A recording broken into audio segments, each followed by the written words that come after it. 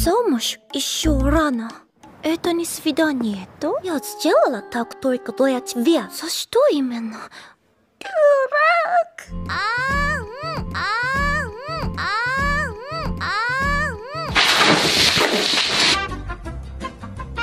Yoloha adik-adikku semuanya. Bentar, harusnya kita pakai bahasa Rusia ya.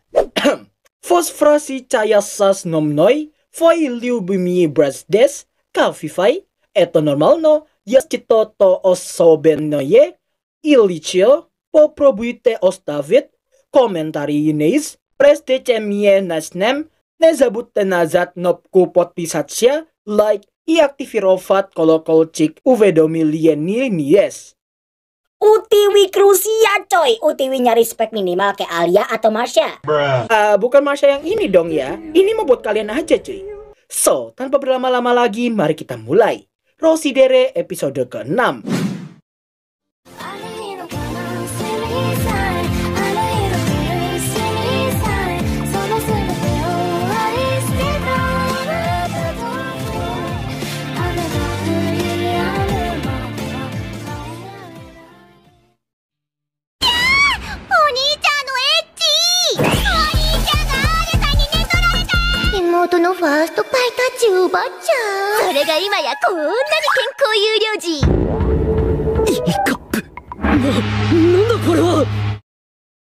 Setelah melakukan perkenalan, Kuze diminta untuk bekerja dengan Masha untuk hari ini. Ketua Kenzaki meyakini kinerja Kuze yang sangat cekatan, apalagi dulunya dia adalah seorang wakil ketua OSIS di SMP. Di tengah obrolan yang ada, Yuki meminta izin untuk meninggalkan rapat karena dia masih harus melakukan pembahasan seputar pameran dengan klub seni. Setelah diizinkan, Yuki juga mengaku membutuhkan Alia selaku bendahara karena pembahasan mereka nanti akan melibatkan anggaran pameran tersebut. Di tengah keduanya yang sedang OTW ke ruang klub seni, Alia menghentikan langkah mereka untuk membicarakan sesuatu dengannya. Yuki yang merasa lorong bukanlah tempat yang cocok untuk ngobrol, memutuskan untuk ngajakin si Alia ke dalam kelas kosong. Di sana, Alia ternyata ingin membicarakan tentang Kuze yang memutuskan untuk membantunya mencalonkan diri sebagai ketua OSIS di tahun depan. Yuki mengaku telah mengetahuinya karena Kuze yang telah memberitahunya kemarin. Meski pada awalnya situasi masih cukup tenang, akan tetapi semua itu berubah total begitu Yuki yang mulai melancarkan serangannya. Dimulai dari merasa sedih karena Kuze yang gak memilihnya, membuat suasana di mana ia jadi terlihat seperti menyukai Kuze, bahkan sampai mengucapkan kalimat ulti yang membuat Alia gak berkutik dalam seketika.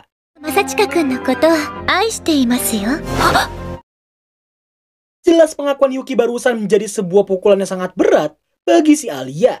Parahnya di sini, Yuki yang tahu Alia adalah tipe orang yang sangat sulit buat jujur, terus mendesaknya dengan pertanyaan seputar bagaimanakah perasaannya terhadap Kuze.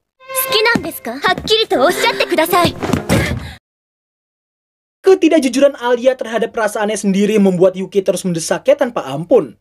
Setelah mendapatkan desakan bukan main darinya, Alia terus dipaksa untuk mengakui isi hatinya yang sebenarnya.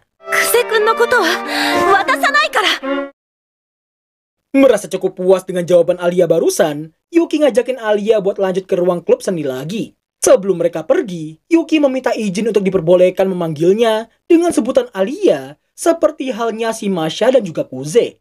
Setelah diperbolehkan, Yuki juga meminta untuk dipanggil dengan nama saja dan bukan dengan marganya.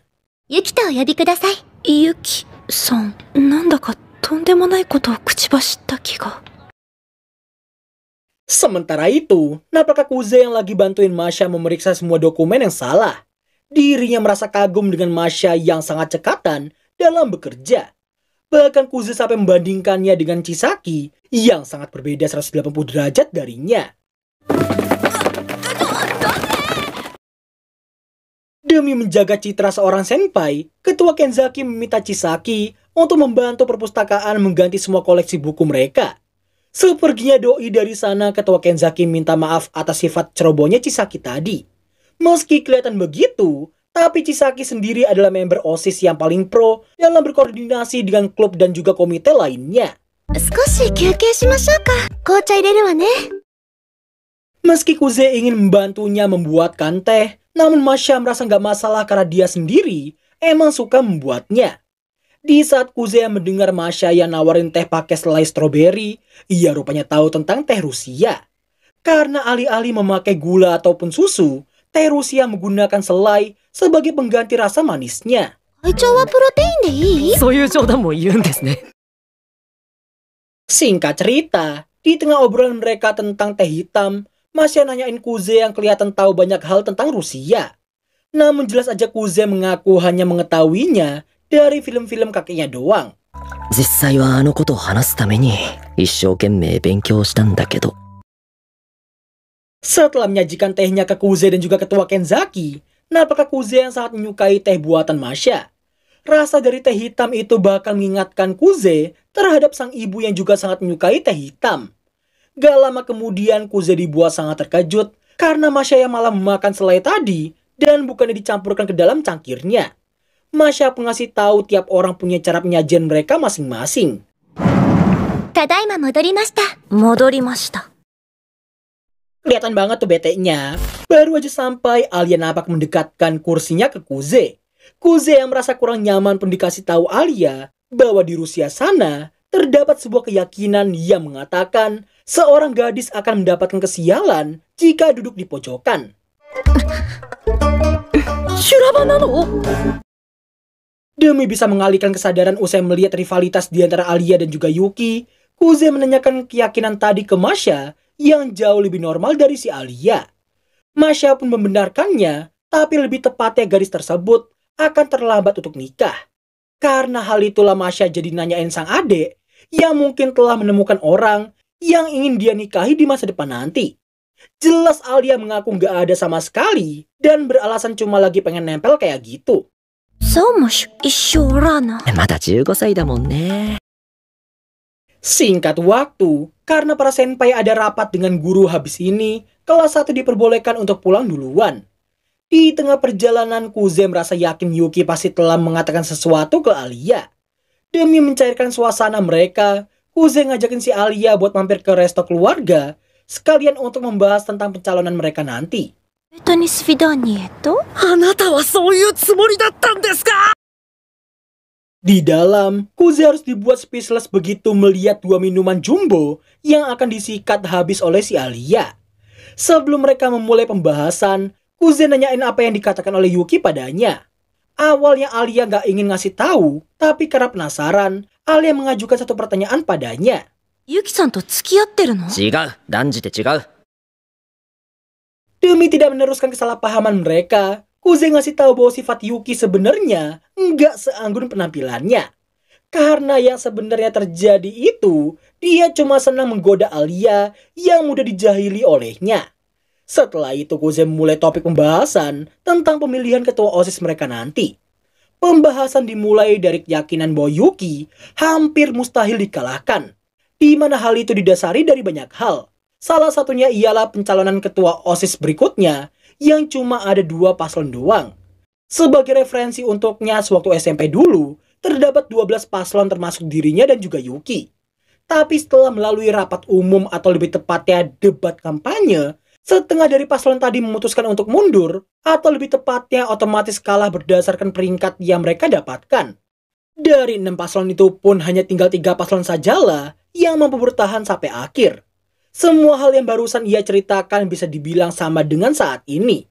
Di mana meski ada paslon yang ingin naik, sayangnya mereka udah menyerah duluan karena yakin gak bakal bisa menang dari si Yuki.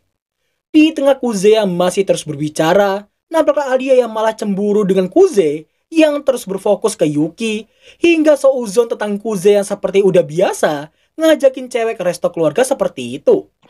ありゃ、聞いてるか? 聞いてるわ。 Alia lalu memiliki ide yang mungkin bisa membuat Kuze peka terhadap perasaannya saat ini, yang mana ia nawarin 1 sendok parfaitnya kepada Kuze. Meski udah ditolak, namun Alia tetap memaksa dengan akan menyuapinya. Alhasil, mau gak mau Kuze menurut setelah dipaksa beberapa kali. Tingkah keduanya barusan jelas langsung jadi pusat perhatian satu restoran. Di tengah kecanggungan yang ada, Kuze mendapati seorang gadis bernama Taniyama yang melintas di dekat sana. Singkat waktu, setelah Alia nanyain tutor ngalahin Yuki, Kuze ngasih tahu dia harus menarik suara dengan cara yang berbeda dari Yuki. Ambil contoh si ketua Kenzaki, yang berhasil meyakinkan semua murid dengan konsep from zero to hero. Dengan memanfaatkan klub koran, ketua Kenzaki yang saat itu belum good looking bahkan nilainya aja pas-pasan, seketika itu membuat gebrakan 180 derajat hingga hari pencalonan dimulai.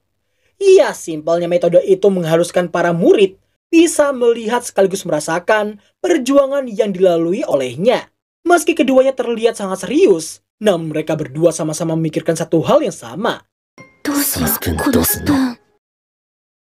Demi bisa mencairkan suasana mereka, Kuze ingin memesan makanan, sekalian mengganti sendoknya si Alia dengan yang baru. Mendengar Kuze yang mengaku malu karena udah disuapin tadi, Alia jadi yakin Kuze adalah cowok polos yang gak terbiasa dekat dengan cewek. Kuze yang agak tersinggung pun menduga Alia udah terbiasa melakukan indirect kiss kayak tadi. Setelah cukup banyak pembahasan tentang pidato para anggota OSIS nanti, nampaknya Kuze yang cukup terkesan dengan rasa makanannya yang cukup pedas untuk sekelas resto keluarga. Merasa Alia tertarik untuk mencobanya, Kuze pun langsung nawarin untuk mencicipinya.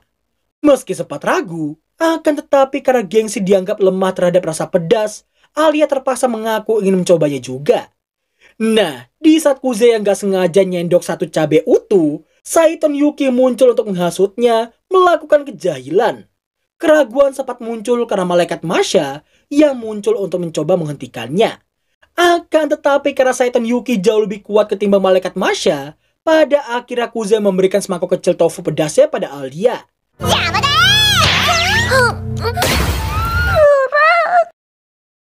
Di tengah mereka yang lagi OTW pulang, Alia nampak masih kepedesan usai diberi tofu super pedas tadi. Setelah beberapa saat, Alia merasa penasaran jika Kuze berpasangan dengannya, maka siapakah yang akan jadi calon wakil ketua OSISnya si Yuki? Kuze merasa yakin doi pasti bisa menemukannya dengan sangat mudah jika dilihat dari kepopulerannya. Keesokan harinya, nampaklah Yuki yang ingin memperkenalkan seseorang sebelum mereka memulai rapat. Setelah orang bernama Ayano masuk, seketika itu pula Kuze langsung terkejut melihat orang tersebut. Kimishima Ayano dari kelas 1C, kini bergabung ke OSIS di bagian urusan umum seperti halnya si Kuze. Masachika-sama, yoroshiku onegai itashimasu. Ayano. Dan berakhirlah alur cerita anime Roshidere episode ke-6. Sumpah gua seneng banget sama episode kali ini. Tapi bukan karena story atau sejenisnya, melainkan gak ada satupun adegan bahaya coy. Sumpah lo YouTube, iki sajane temen rakyatnya adegan ngunu-ngunu aneh lo yo saiki. Jo sampai videoku iki dikei jaman koneng maneh lo yo. Di minggu lalu nih ya guys, episode kelima kena dolar koneng gara-gara 2 adegan. Yang pertama gara-gara Yuki yang make anduk doang, sama ketek mulusnya si Alia. Maksud gua nih ya, oke lah kalau handuk gua salah karena gak ngasih sensor. Tapi ya, fokus gua malah ke ketek. Ketek loh, ketek mulus. Emang secara bagian favorit, gua yakin banget setidaknya ada 40%-an lah dari kalian termasuk gua yang tiba-tiba punya fetis ketek mulus. Tapi ya nggak sampai dikasih dolokun juga kali ya, kocak. Definisi dianaktirikan oleh Bapak Yusuf ini mas. Atau jangan-jangan ada pegawai Yusuf yang ngecek video gua, terus dalam batin dia ngomong gini. Wah, ini bahaya nih. Ketek Alia kelewat pagi banget nih. Nah, tuh kan, Jonathan gua jadi bangun lagi. Baru juga tadi pagi gua tidurin. Gak bisa. Nyoh, gua kasih dolar koneng nih, mamam tuh. Oke lah, sedikit info aja ya guys. Isekai Suicide Squad mungkin besok atau lusa bakal gua upload. Sedangkan si Kanoko gua upload Selasa depan mungkin ya. Lalu Sueto Surugi mungkin Kamis atau Jumat depan. Setelah semua clear, gua bakal masukin satu judul lagi nantinya. So gitu aja dari gua. Thanks for watching dan sampai jumpa di episode ke-7 di minggu depan nanti. Bye-bye.